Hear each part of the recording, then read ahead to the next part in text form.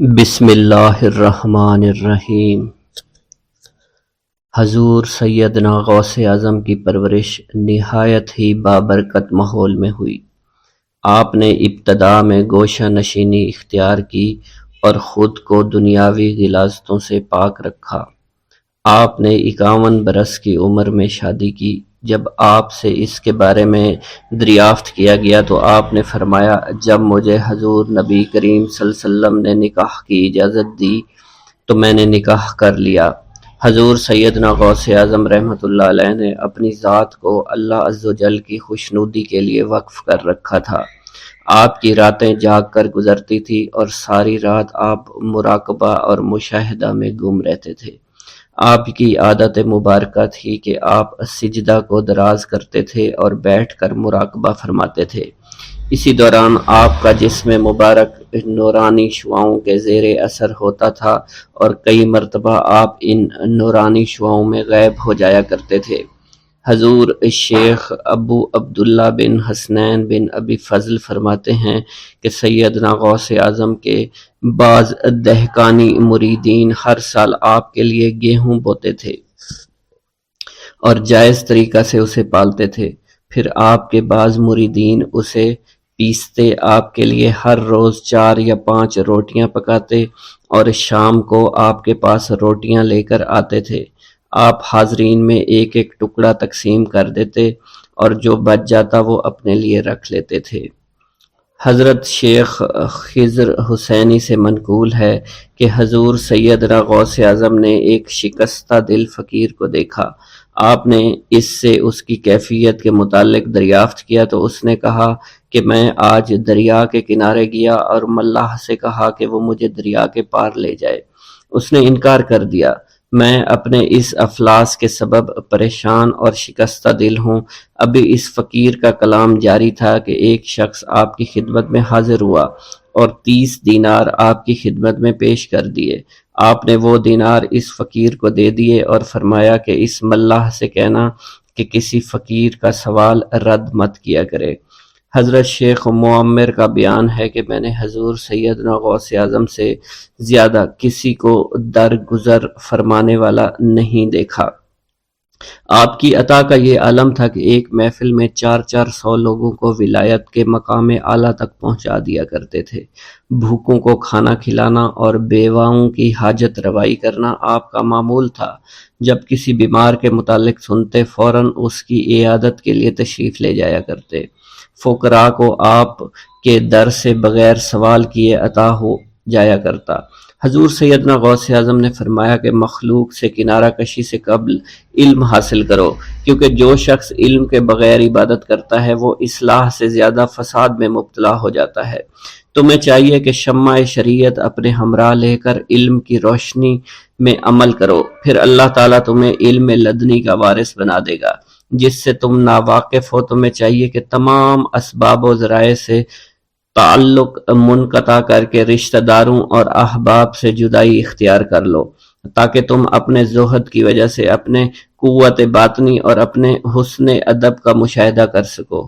خدا کے علاوہ تمام عالم اسباب سے اس خوف سے منقطع ہو جاؤ تاکہ تمہاری شمع معرفت نہ بجھ جائے، اور جب تم 40 دن ایک چلہ اپنے رب کے لیے مخصوص کر دو گے تو تمہارے قلب سے حکمت کے چشمے جاری ہو جایا کریں گے اور تم معرفت الہی کی تپش کا مشاہدہ کرنے لگو گے، جس کو حضرت موسیٰ علیہ السلام نے اپنے شجر قلب پر محسوس کیا تھا۔ اس کیفیت کے بعد تم اپنے نفس و خواہش، اپنے شیطان، اپنی طبیعت اور اپنے وجود سے کہو گے کہ ٹھہر جا، میں نے اس آگ کا مشاہدہ کر لیا ہے جو قلب موسیٰ علیہ السلام سے روشن ہوئی تھی۔ اس کے بعد تمہارے قلب میں باطن سے یہ آواز آنے لگی کہ میں ہی تمہارا رب ہوں، میری ہی عبادت کرو، میرے غیر کی اطاعت سے گریزاں ہو جاؤ، میرے سوا کسی سے تعلق مت رکھو، میری معرفت حاصل کر کے میرے غیر کو فراموش کر دو، غیر سے اعراض کر کے صرف میرے علم، میرے قرب، میرے ملک اور میری سلطنت کی جانب متوجہ رہو۔ جب تمہیں بقائے الہی حاصل ہو جائے تو تمہاری زبان پر اللہ تعالیٰ کا نام جاری ہو جائے گا، اور تمہارے حجابات رفع ہو کر قلب سے کدورت زائل ہو جائے گی، اور نفس کو مکمل سکون حاصل ہوگا۔ پھر جب اس کے الطاف غالب آ جائیں تو تمہیں خطاب کیا جائے گا، اے قلب فرعون، نفس کی طرف توجہ کر اور ان کو راہ ہدایت پر چلا، میری جانب آ جا اور ان سے کہہ دے کہ میرا ہی اتباع کریں۔ پھر انہیں رشد کے راستے پر ہدایت کر کے ان سے تعلق قائم کر، اس کے بعد پھر قطع تعلق کر کے دوبارہ استوار ہو کر آ جا اور اسی طرف استوار ہو کر دیکھتا رہے۔ حضرت شیخ معمر سے منقول ہے، فرماتے ہیں ایک مرتبہ میں حضور سیدنا غوث اعظم کی خدمت میں حاضر تھا۔ آپ بیٹھے کچھ لکھ رہے تھے، اسی دوران چھت سے 3 مرتبہ مٹی گری۔ چوتھی مرتبہ ایسا ہوا تو آپ نے جلال میں آ کر اس جگہ دیکھا جہاں سے مٹی گر رہی تھی۔ اسی دوران ایک چوہا اس جگہ سے نیچے گرا اور مر گیا، اور یہ چوہا ہی وہاں سے مٹی کو کھود رہا تھا۔ حضرت شیخ عمر بن مسعود فرماتے ہیں حضور سیدنا غوث اعظم فرما رہے تھے، اسی دوران ایک چڑیا نے آپ کی قمیص پر بیٹ کر دی۔ آپ نے جلالی نظروں سے چڑیا کو دیکھا، چڑیا اسی وقت نیچے گری، مر گئی۔ آپ نے وضو سے فارغ ہونے کے بعد قمیص کے اس حصے کو دھویا، پھر اپنی قمیص مبارک اتار کر مجھے دی اور فرمایا اس کو فروخت کر کے اس کی رقم کو خیرات کر دو، یہ اسی کا بدلہ ہے۔ منقول ہے حضور سیدنا غوث اعظم کے زمانہ میں ایک بہت ہی گناہگار شخص تھا، لیکن اس کے دل میں آپ سے بے پناہ محبت تھی۔ جب اس کے مرنے کے بعد اس کو دفن کیا گیا تو قبر میں منکر نکیر نے سوالات کیے، تو اس نے ہر سوال کے جواب میں شیخ عبد القادر کہا۔ منکر نکیر نے اللہ کی بارگاہ میں اس کے جواب کو پیش کیا تو حکم ہوا اگرچہ یہ بندہ فاسقوں میں سے ہے، لیکن یہ میرے محبوب جو کہ صادقین میں سے ہیں ان سے محبت رکھتا ہے۔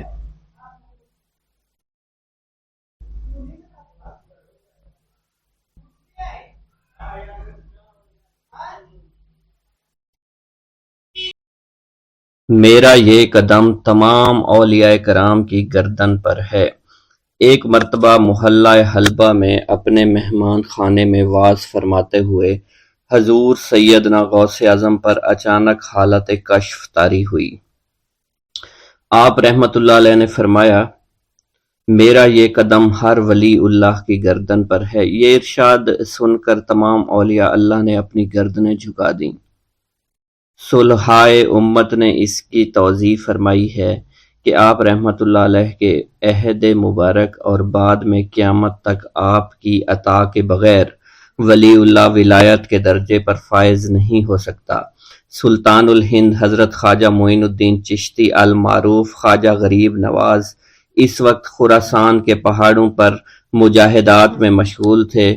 انہوں نے بھی حضور سیدنا غوث اعظم کا ارشاد گرامی سن کر اپنی گردن جھکا دی اور یوں عرض گزار ہوئے، آپ کے قدمین شریفین میرے سر اور میرے آنکھوں پر ہیں۔ حضور سیدنا غوث اعظم فرماتے ہیں کہ میں 10 برس کی عمر میں اپنے شہر کے مکتب میں حصول علم کے لیے جایا کرتا تھا۔ اس وقت میرے ساتھ ملائکہ بھی ہوتے تھے جو میرے آگے پیچھے میری حفاظت کے لیے چلتے تھے۔ جب میں مدرسہ پہنچتا تو یہ منادی کرتے تھے اللہ کے ولی کے لیے جگہ خالی کر دو، چنانچہ وہ میرے لیے جگہ خالی کر دیتے تھے۔ ایک مرتبہ میں نے ایک ایسے شخص کو دیکھا جس نے فرشتوں کی آواز سن کر کہا جس میں کوئی مزاحمت نہ ہوگی کہ یہ ایک نہایت معزز گھرانے کا فرد ہے اور عن قریب اس کو وہ عظمت حاصل ہوگی جس میں کوئی مزاحمت نہ ہوگی اور اس کو ایسا قرب نصیب ہوگا کہ اس کو کوئی فریب نہ دے سکے گا۔ پھر 40 برس بعد میں نے اس شخص کو پہچانا، وہ شخص ابدالوں میں سے تھا۔ حضرت شیخ ابو سعود احمد بن بکر حریمی سے مروی ہے کہ حضور سیدنا غوث اعظم نے فرمایا کہ میں 55 سال تک تنہا عراق کے بیابانوں میں پھرتا رہا، میں لوگوں کو نہ جانتا، لوگ مجھے نہ جانتے۔ اسی دوران میرے پاس رجال الغیب اور جنات تشریف لاتے جنہیں میں طریقت اور اصول کی تعلیم دیتا تھا۔ ابتدا میں جب میں عراق میں داخل ہوا تو حضرت خضر میرے ہم سفر بنے اور بعد میں اس وقت ان کو پہچانتا نہ تھا اور اس کے ساتھ میرا معاہدہ ہوا کہ میں ان کے کسی حکم کی خلاف ورزی نہیں کروں گا۔ ایک مرتبہ انہوں نے مجھے ایک جگہ بیٹھنے کا حکم دیا اور میں اس جگہ 3 سال تک بیٹھا رہا۔ سال میں ایک مرتبہ حضرت خضر میرے پاس تشریف لاتے، فرماتے کہ یہی تیرا مقام ہے جہاں تجھے پہنچایا گیا ہے۔ اس عرصہ کے دوران تمام نفسانی خواہشات مجھ پر انسانی شکل میں وارد ہوئیں، لیکن اللہ عز و جل نے مجھے ہر موقع پر استقامت عطا فرمائی اور مجھے ان خرافات سے بچائے رکھا۔ ابتدا میں میرا نفس مجاہدہ کا کوئی طریقہ اختیار کرتا تو میں اس پر قائم ہو جاتا اور کسی چیز کو قبول نہ کرتا تھا۔ ایک طویل مدت تک اپنا گلا گھونٹتے ہوئے میں مدائن کے جنگلوں میں مجاہدات میں مشغول رہا۔ حضور سیدنا غوث اعظم فرماتے ہیں کہ میں نے اپنے نفس کو مختلف مجاہدوں، مختلف ریاضتوں اور مختلف مشقتوں میں ڈالے رکھا۔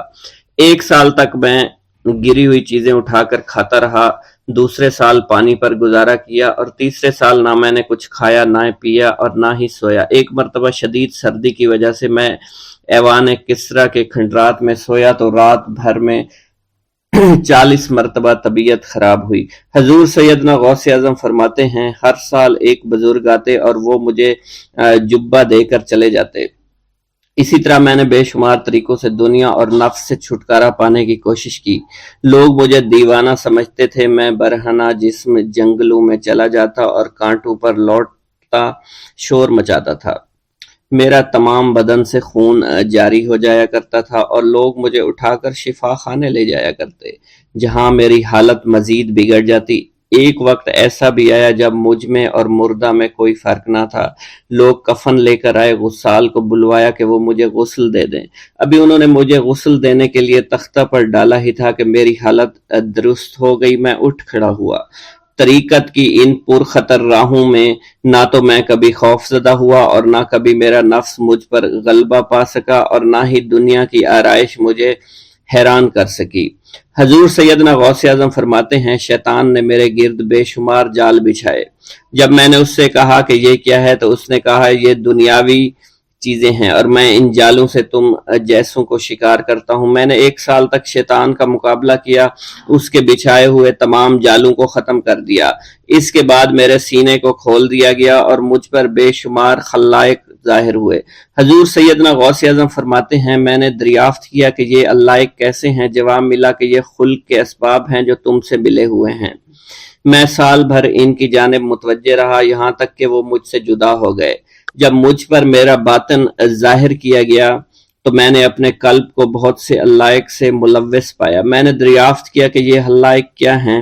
جواب ملا یہ تمہارے ارادے، تمہارے اختیارات ہیں۔ چنانچہ 1 سال تک ان کی جانب متوجہ رہا کہ وہ مجھ سے دور ہو گئے۔ میرا قلب ان تمام غلاظتوں سے نجات پا گیا۔ پھر مجھ پر میرے نفس کو ظاہر کیا گیا۔ میں نے اس کا مشاہدہ کیا، مجھے معلوم ہوا اس کے ساتھ کچھ امراض اور بھی ہیں اور نفس کی خواہشات زندہ ہیں۔ نفس کا شیطان سرکش ہے۔ چنانچہ میں نے سال بھر پھر توجہ دلائی اور میرے نفس کے تمام امراض سرے سے ہی ختم ہو گئے اور اس کے شیطان نے کلمہ پڑھ لیا اور پھر میرے تمام امور اللہ کے لیے ہو گئے اور میں اپنی ہستی سے باہر نکل آیا۔ حضور سیدنا غوث اعظم فرماتے ہیں پھر میں توکل کے دروازے پر آیا تاکہ میرا مقصد پورا ہو، لیکن جب میں نے توکل کے دروازے پر پہنچا تو بے شمار لوگ موجود تھے۔ میں اس ہجوم کو چیرتا ہوا آگے بڑھا اور شکر کے دروازے پر پہنچ گیا۔ یہاں پر بھی لوگوں کا جمع غفیر موجود تھا، اسے بھی چیرتا ہوا آگے بڑھا اور مشاہدہ کے دروازے پر پہنچ گیا اور یہاں پر موجود ہجوم کو چیرتا ہوا اندر داخل ہوا، حتیٰ کہ سب سے آخر میں مجھے فقر کے دروازے پر لایا گیا۔ فقر کا دروازہ خالی تھا۔ جب اس دروازہ میں میں داخل ہوا تو دیکھا جن جن چیزوں کو میں نے ترک کیا تھا وہ سب یہاں موجود تھیں۔ یہاں مجھے ایک بہت بڑے روحانی خزانے کی فتوحات سے نوازا گیا اور میرے لیے تمام دنیا کے خزانے کھول دیے گئے۔ مجھے روحانی عزت، دائمی فنا اور خالص آزادی عطا فرمائی گئی۔ میری تمام چیزیں جو میری ہستی اور میری صفات سب معدوم ہو گئیں اور میری ہستی کی جگہ کسی اور نے لے لی۔ حضرت شیخ ابو سعید مخزومی نے حضور سیدنا غوث اعظم کو خرقہ خلافت سے نوازا اور فرمایا اے عبد القادر، یہ وہ خرقہ ہے جو حضور نبی کریم صلی اللہ علیہ وسلم نے حضرت سیدنا علی المرتضیٰ کو عطا فرمایا، اور حضرت سیدنا علی المرتضیٰ نے یہ خرقہ حضرت خواجہ حسن بصری کو عطا فرمایا تھا، جس سے ہوتا ہوا یہ خرقہ مجھ تک پہنچا، اور یہ تمہاری امانت تھی جو میں نے تم تک آج پہنچا دی ہے۔ حضور سیدنا غوث اعظم نے جب خرقہ مبارک کو زیب تن کیا تو آپ پر بے شمار انوار و تجلیات کی بارش ہونا شروع ہو گئی۔ حضور سیدنا غوث اعظم نے حضرت شیخ ابو سعید مخزومی کے مدرسہ میں تدریسی فرائض سر انجام دینا شروع کر دیے۔ آپ کے لیے فی الحال تدریسی مصروفیات کے علاوہ کوئی کام نہ تھا۔ آپ کی شبانہ روز کی محنت سے آپ کے نام کا شہرہ کچھ ہی دنوں میں سارے بغداد میں پھیل گیا۔ طلبہ دور دراز کے علاقوں سے علم کے حصول کے لیے آنے لگے۔ طلبہ کی تعداد جب مزید بڑھنا شروع ہو گئی تو ارد گرد کے کئی مکانات کو خرید کر مدرسہ میں داخل کر لیا گیا۔ کتب سیر میں منقول ہے کہ 528 ہجری میں آپ مدرسہ نظامیہ کی وسیع عمارت تعمیر فرما چکے تھے۔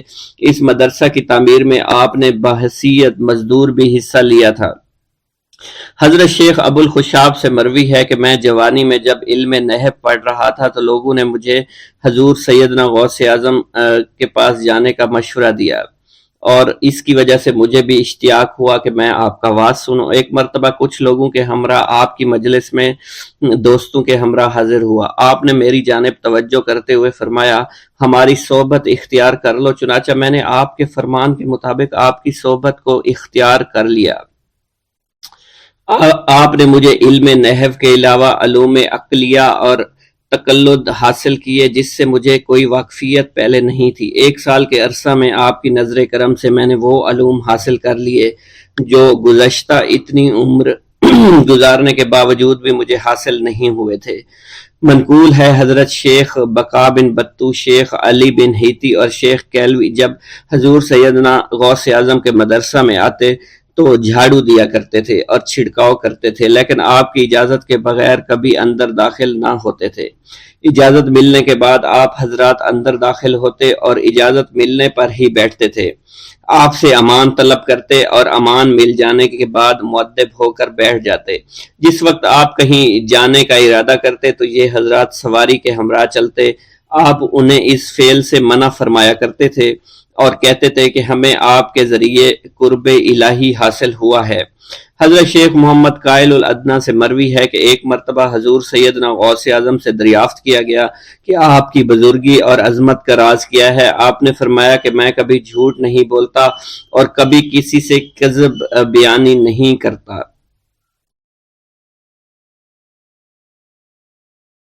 حضرت شیخ ابراہیم قندوزی کی آمد۔ ایک دن حضرت خواجہ معین الدین چشتی حسب معمول درختوں کو پانی دے رہے تھے۔ حضرت شیخ ابراہیم قندوزی گھومتے پھرتے اسی باغ کی طرف آن نکلے۔ حضرت شیخ ابراہیم قندوزی اسی آبادی میں رہا کرتے تھے جہاں آپ مقیم تھے، اور وہ اللہ عز و جل کے عشق میں اس قدر ڈوبے ہوئے تھے کہ ان پر عشق حقیقی کی وجہ سے اکثر خود فراموشی کی حالت طاری رہتی تھی۔ آبادی کے بچے اور بوڑھے انہیں مجذوب کہا کرتے تھے اور قدر کی نگاہ سے دیکھا کرتے تھے۔ جس وقت آپ کی نظر حضرت شیخ ابراہیم قندوزی پر پڑی تو سب کام چھوڑ کر آپ ان کی جانب متوجہ ہو گئے۔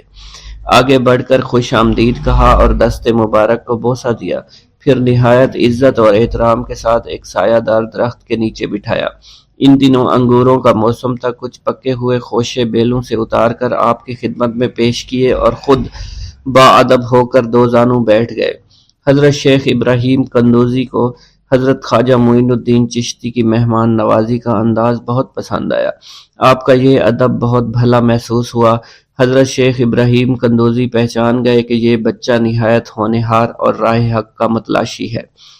حضرت شیخ ابراہیم قندوزی نے اپنی جیب سے ایک کھلی کا ٹکڑا نکالا، دندان مبارک سے چبا کر خواجہ معین الدین چشتی کے دہنے مبارک میں ڈال دیا۔ وہ کھلی کا ٹکڑا شباب معرفت کا جام تھا جسے پیتے ہی آپ پر خودی کی کیفیت طاری ہو گئی اور نگاہوں سے تمام حجابات دور ہو گئے۔ آنکھوں میں نور ہی نور چھا گیا، تعینات کے حجابات سامنے سے اٹھ گئے، جوش حیرت قلب پر طاری ہو گیا، آنکھیں کھلی کی کھلی رہ گئیں۔ یہ نہیں کہا جا سکتا حضرت خواجہ معین الدین چشتی اس حالت فراموشی میں کب تک آئینہ حیرت بنے رہے۔ جب آپ کو ہوش آیا تو ساقی جام معرفت محفل سے اٹھ چکا تھا، دل قابو سے باہر ہو گیا، طبیعت پر جبر کر کے دامن صبر قرار تھام کر کے بیٹھ گئے۔ عشق میں صبر چونکہ انتہائی دشوار ہوتا ہے، لہٰذا حضرت خواجہ معین الدین چشتی کو بھی قرار نہ رہا اور جو جلوہ آپ کو حضرت شیخ ابراہیم قندوزی دکھا چکے تھے، اس جلوہ کو دیکھنے کے بعد آپ خود پر ایک دیوانگی کی ایک کیفیت طاری ہو چکی تھی، اور دنیا اور دولت، دنیا سب حقیر اور بے وقعت دکھائی دینے لگی۔ آپ کے قلب میں عشق خداوندی جوش مارنے لگا، اور قلب تمام دنیاوی آلائشوں سے پاک ہو گیا اور دنیا سے بے پرواہ ہو چکا تھا۔ جیسے جیسے وقت گزرتا گیا، حضرت خواجہ معین الدین چشتی کی دیوانگی اور وارفتگی بڑھتی چلی گئی۔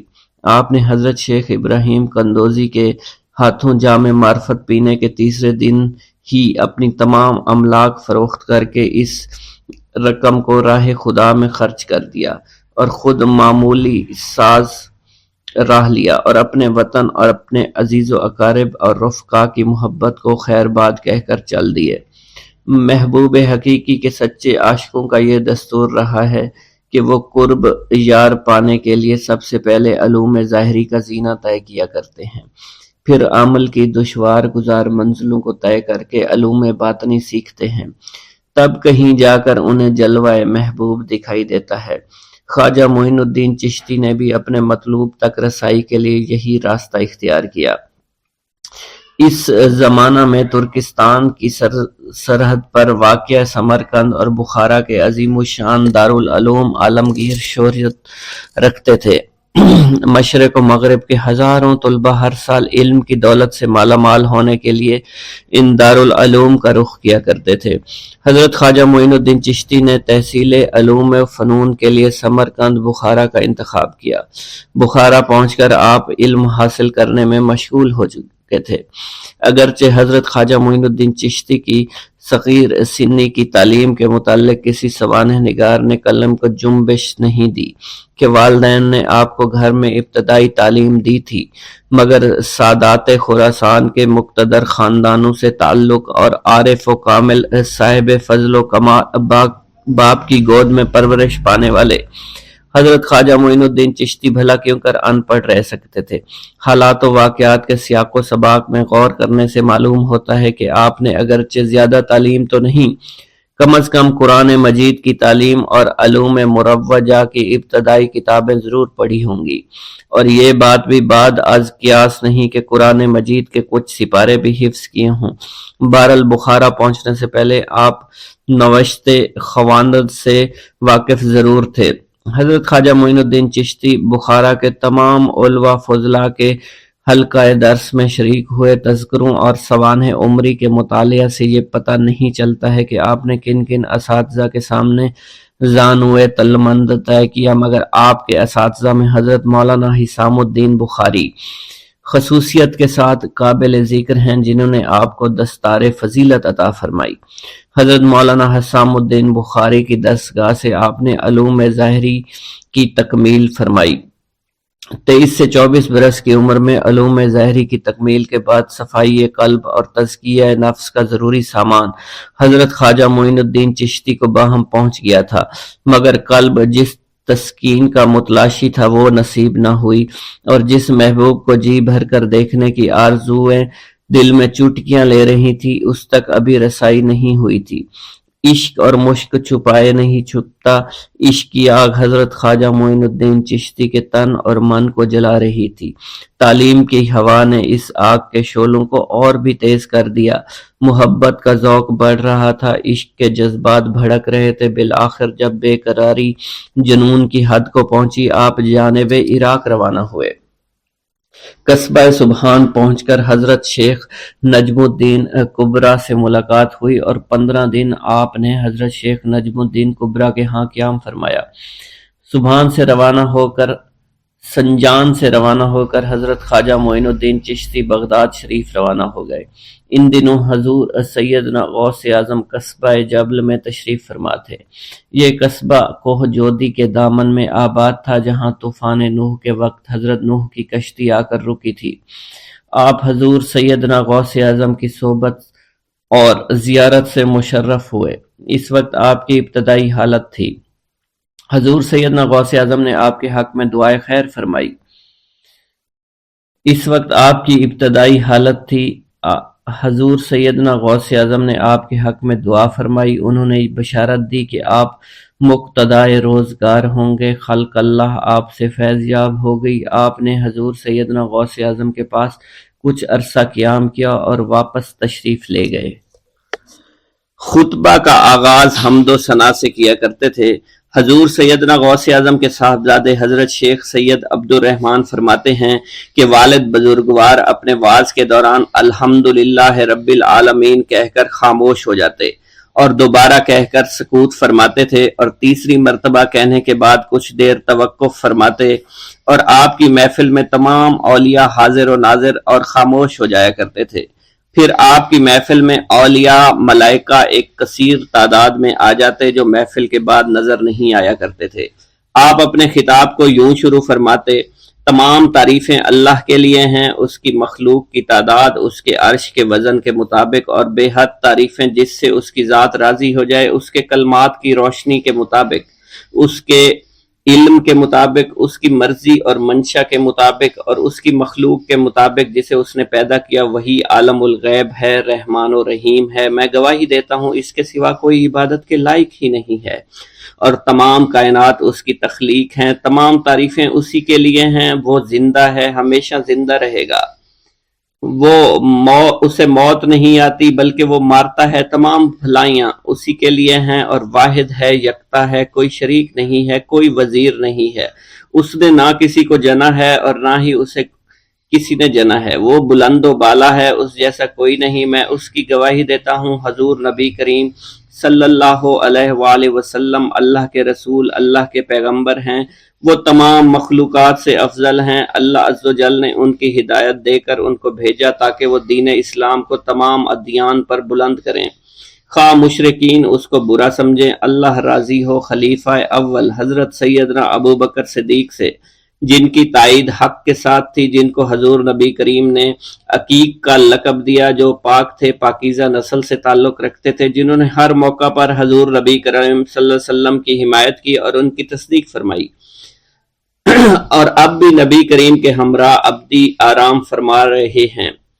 اللہ راضی ہو خلیفہ دوم حضرت سیدنا عمر فاروق رضی اللہ تعالی عنہ سے، جنہوں نے عمل کثیر کیے، جنہوں نے حق کو بلند کیا، جنہوں نے فیصلے کے لیے جن کو منتخب کیا گیا، جنہوں نے ہمیشہ حق بات کا ساتھ دیا، اور وہ بھی حضور نبی کریم صلی اللہ علیہ وسلم کے ہمراہ ابدی آرام گاہ میں آج بھی موجود ہیں۔ اللہ راضی ہو خلیفہ سوم حضرت سیدنا عثمان غنی رضی اللہ تعالی عنہ سے، جنہوں نے اپنے مال سے مسلمانوں کی امداد کی، قرآن مجید کی ترتیب و اشاعت احسن طریقے سے فرمائی، جنہوں نے امامت اور قرت سے محراب کو، منبر کو مزین کیا، اور جو افضل الشہداء ہیں اور فرشتے بھی ان سے حیا کرتے ہیں۔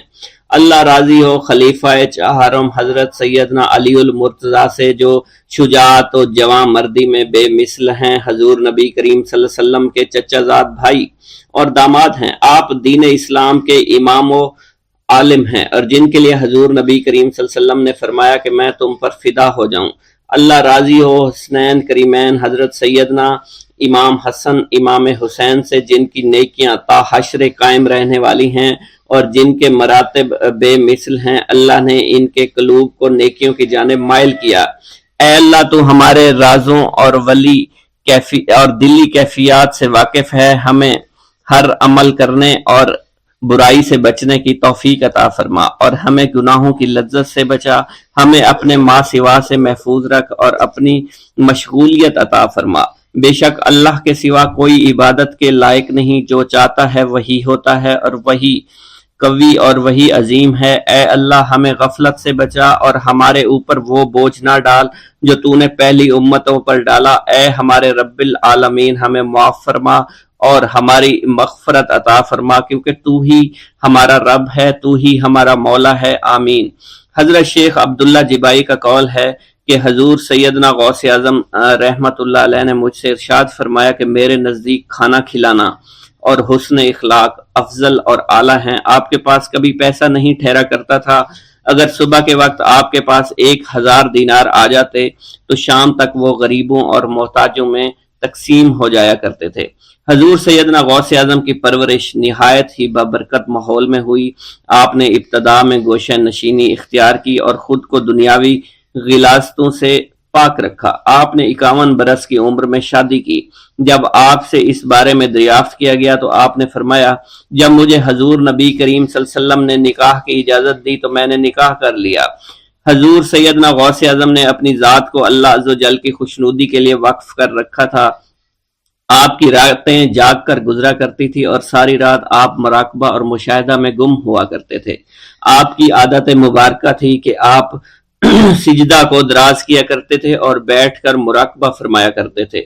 اسی دوران آپ کا جسم مبارک نورانی شعاؤں کے زیر اثر ہوتا اور کئی مرتبہ آپ نورانی شعاؤں میں غائب ہو جایا کرتے تھے۔ حضرت شیخ ابو عبداللہ بن حسنین بن ابی الفضل فرماتے ہیں کہ حضور سیدنا غوث اعظم کے بعض دہقانی مریدین ہر سال آپ کے لیے گیہوں بوتے تھے اور جائز طریقہ سے اسے پالتے تھے۔ پھر آپ کے بعض مریدین اسے پیستے اور آپ کے لیے ہر روز 4-5 روٹیاں پکاتے اور شام کو آپ کے پاس روٹیاں لے کر آیا کرتے تھے۔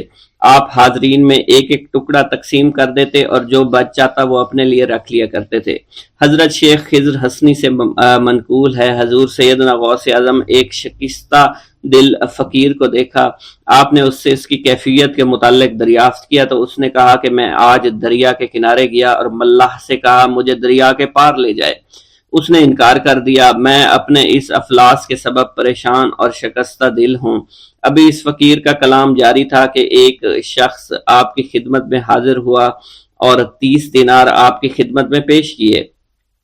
آپ نے وہ دینار اس فقیر کو دے دیے اور فرمایا کہ اس ملاح سے کہنا کہ کسی فقیر کا سوال رد نہ کیا کرے۔ حضرت شیخ معمر ابو المظفر فرماتے ہیں، میں نے حضور سیدنا غوث اعظم سے زیادہ کسی کو درگزر فرمانے والا آج تک نہیں دیکھا۔ آپ کی عطا کا یہ علم تھا، ایک محفل میں 400 لوگوں کو ولایت کے مقام اعلیٰ تک پہنچا دیا کرتے تھے، بھوکوں کو کھانا کھلانا، بیواؤں کی حاجت روائی کرنا۔ آپ کا معمول تھا جب کسی بیمار کے متعلق سنتے تو فوراً اس کی عیادت کے لیے تشریف لے جایا کرتے تھے۔ فقراء کو آپ رحمت اللہ علیہ کے در سے بغیر سوال کیے عطا ہو جایا کرتا تھا۔ حضور سیدنا غوث اعظم نے فرمایا کہ مخلوق سے کنارہ کشی سے پہلے علم حاصل کرو، کیونکہ جو شخص علم کے بغیر عبادت کرتا ہے وہ اصلاح سے زیادہ فساد میں مبتلا ہو جاتا ہے۔ تمہیں چاہیے کہ شمع شریعت اپنے ہمراہ لے کر علم کی روشنی میں علم عمل کرو، پھر اللہ تعالیٰ تمہیں علم لدنی کا وارث بنا دے گا جس سے تم ناواقف ہو۔ تمہیں چاہیے کہ تمام اسباب و ذرائع سے تعلق منقطع کر کے رشتہ داروں اور احباب سے جدائی اختیار کرو، تاکہ تم اپنے زہد کی وجہ سے اپنی قوت باطنی اور اپنے حسن ادب کا مشاہدہ کر سکو۔